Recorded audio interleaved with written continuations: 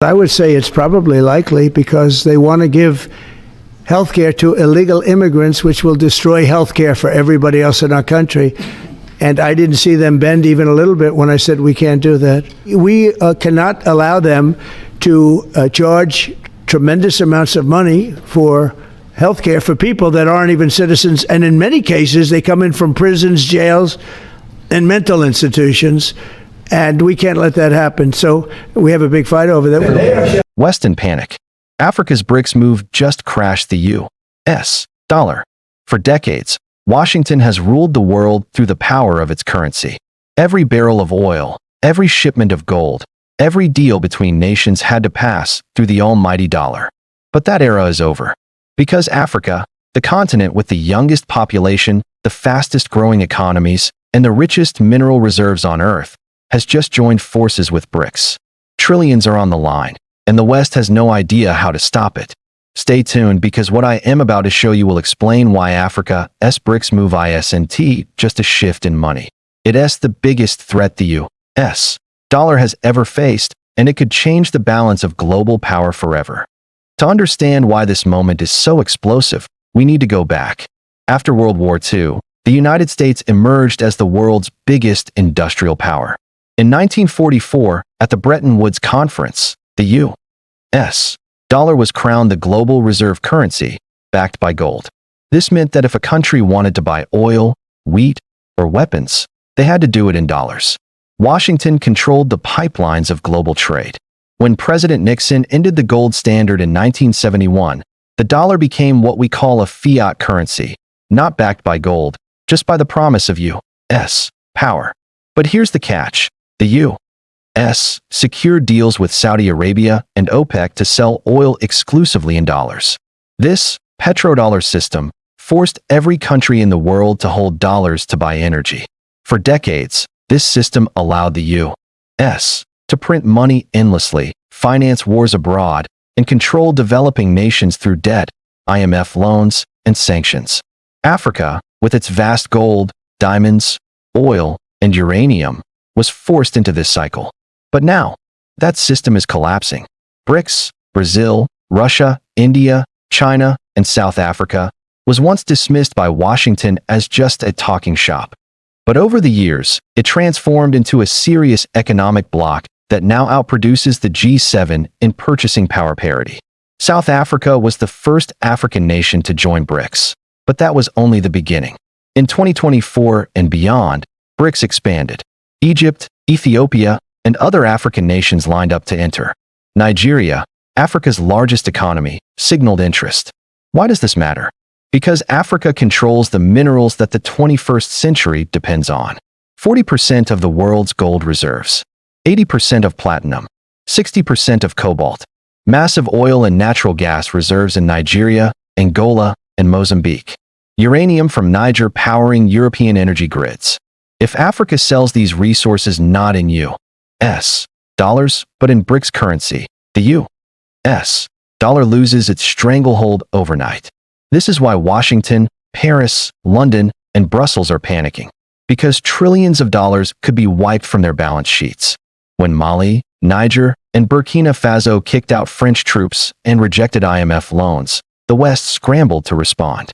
But now, with BRICS offering an alternative, a gold-backed trading system, a new development bank instead of IMF, loans without colonial strings attached, African nations suddenly have a choice. And the West doesn't like competition. Wall Street analysts are already warning. If Africa, the Middle East, and Asia start trading oil and gold outside of the dollar, America could face the biggest financial crisis in its history. The IMF and World Bank, tools the West has used for decades to keep Africa in debt, are losing relevance. France is losing control of the CFA franc system in West Africa. The euro is shaking, and the U.S. dollar, once untouchable, is bleeding power every day. Let's be clear, Africa is not poor. Africa is rich beyond measure. What kept Africa down was exploitation. Barrick Gold, the Canadian giant, extracts billions in profit from African gold mines. AngloGold Ashanti, a South African company with deep Western ties, exports profits out of Africa. French corporations drained uranium from Niger to keep France's lights on, while Nigerians lived in darkness. American oil companies like Chevron and ExxonMobil sucked Nigerian oil, while local communities suffered pollution and poverty. But BRICS gives Africa leverage. Instead of exporting raw materials at cheap prices, Africa can demand local refining, local industry, and fair prices in currencies that are not tied to Washington. This is not just economics. This is freedom. The most feared move of all is this: a BRICS currency backed by gold and resources. Imagine this. Instead of trading in U.S. dollars, Africa sells oil to China in BRICS currency. Russia sells gas in BRICS currency. Brazil sells soybeans. India buys oil, and all of it bypasses the dollar. What happens? The demand for U.S. dollars collapses. America can no longer print money endlessly to cover its $34 trillion debt.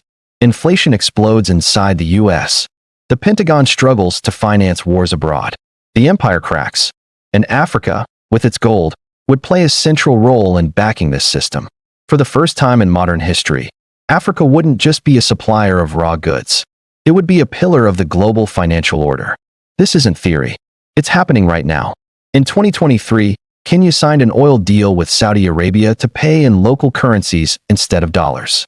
Nigeria announced plans to join the BRICS payment system. Egypt applied officially to BRICS and started increasing trade with China in yuan.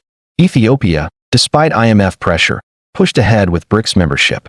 Russia and China invested billions in African infrastructure, roads, railways, ports, that the West never built. Every one of these moves chips away at the dollar. Of course, the West isn't giving up without a fight. Expect more sanctions, more propaganda, more attempts to destabilize African governments. We've already seen coups, assassination attempts, and media campaigns painting African leaders as dictators when they reject Western influence. But here's the truth. Sanctions no longer scare nations when BRICS offers alternatives. If you can trade oil in yuan, gold in rubles, and infrastructure in rupees, the U.S. dollar no longer holds you hostage. That is why the West is panicking. They can't stop the shift. They can only try to slow it down. So what comes next? A multipolar world. A world where Africa, Asia, and Latin America rise together. A world where the U.S.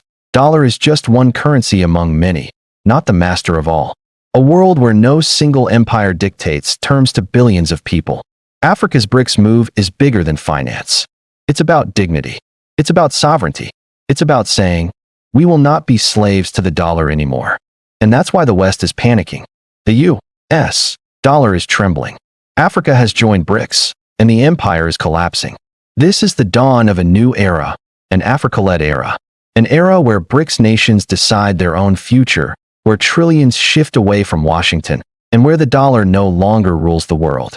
The question is not if the dollar will fall. The question is when.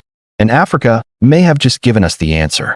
If you believe in Africa's rise, smash that like button, share this video, and subscribe, because the revolution has only just begun, and together, we're going to watch history unfold.